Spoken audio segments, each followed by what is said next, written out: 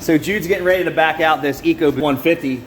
And I said, well, what's it like being this generation of F series twin turbo V6? And I said, well, let me list a bunch of the problems with these.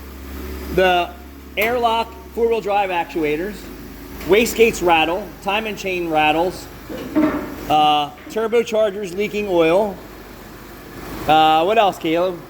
Carbon on the intake valves. So what's like a 100K service on an unmaintained F-150? The heat shield on the exhaust rattles. The heat shield on the exhaust rattles. But I'm just gonna like put it together. Like, here you go, 100K service for this Toyota, 100K service on this Toyota, right? This has 200,000 miles, it's over 100,000.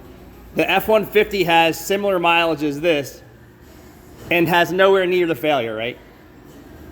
What could this guy expect at his Ecoboost in the next 20,000 miles? Let's add it up.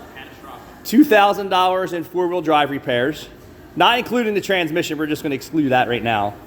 Time and chains, another $3,000. 2 turbo replacements, $6,000 to $7,000. Full tune-up coils and plugs, another $1,000. Walnut blast the intake valves, probably another $600 or $800. Holy crap. What don't you have with this generation of vehicles? All that nonsense.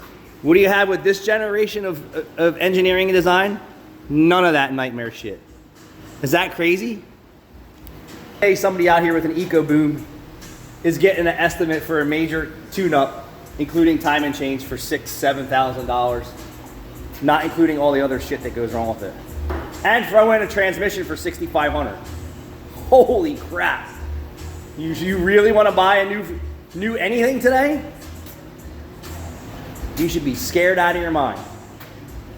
Like, my car I know has common failures that I can't prevent.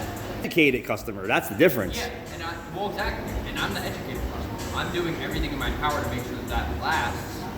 But What did you just say to me yesterday? He's like, hey, dude, I need to do a GDI service. It's been 10,000 miles. Did you say that yesterday? It was yesterday or today, I don't remember. But it was, yeah.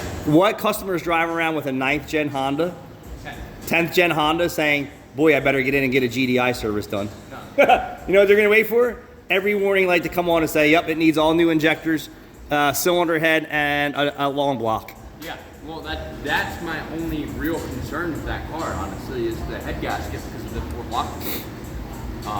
But I'm saying, what person's driving around in a 10th generation Honda Civic, 1.5 or 2.0, thinking that, boy, I better get this car in for an early oil change and some GDI services? Nobody.